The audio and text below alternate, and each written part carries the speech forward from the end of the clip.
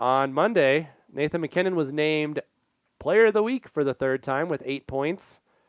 It was the third time this season he's been named Player of the Week, and many had him as their first half of the season MVP.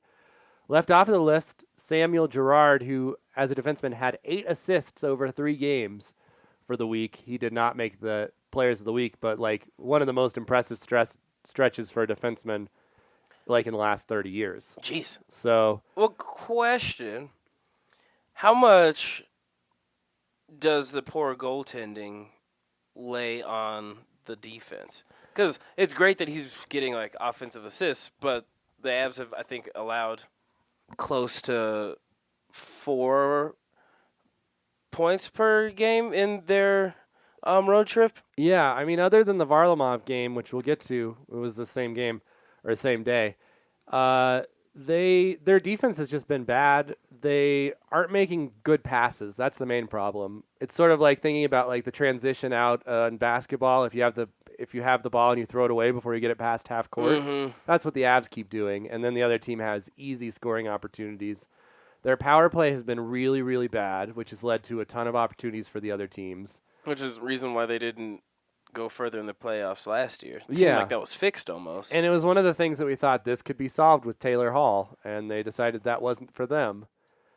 So a lot of it is the defense, but they need to make some better plays, and they're giving up just a ton of goals. Unfortunately, this was not one of these games. Francouz played great against the Islanders on Monday night. Lost 1-0 to Semyon Varlamov, who got the shutout. Classic Semyon Varlamov game for the Islanders. The Avs did score, but it was determined that the play was offsides. The puck was about 30 feet in the air, and they had one camera angle where you could see the shimmer of the puck against the black seats right over the line as Burakovsky was crossing, and it took away a goal from Zadorov, and the Avs really didn't have a great opportunity. The Islanders coach, Barry Trotz, won the Stanley Cup with the Capitals 2 years ago. Then the Capitals didn't want to re-sign him, so he went to the Islanders, and he implemented his D system, and it's really hard to play against. Well, to the Avs' credit, they've lost to good teams. Yeah, so the Islanders were a good team. The next night they lost to the Rangers 5-3.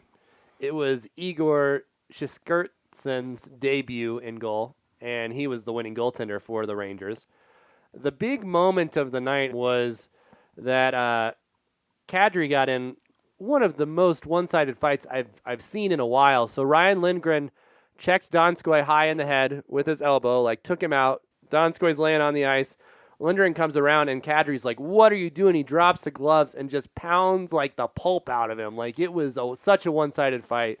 They gave Kadri a bunch of penalties. They didn't penalize Lindgren at all. And then today, it came out that the NHL player safety was we're not going to have any supplemental discipline, which basically means they were saying that fight with Kadri, that was all of the discipline you're going to get, which is supposed to be the image that the NHL is going against. They said that it was an inadvertent contact, which is like saying helmet-to-helmet contact is inadvertent if you leave your feet, which they wouldn't say. Yeah. So that was disappointing. The Avs got up 2-0 into this game with about 5 minutes in after MacKinnon scored on a turnover breakaway, and you're like, they're going to win this game. Lost 5-3.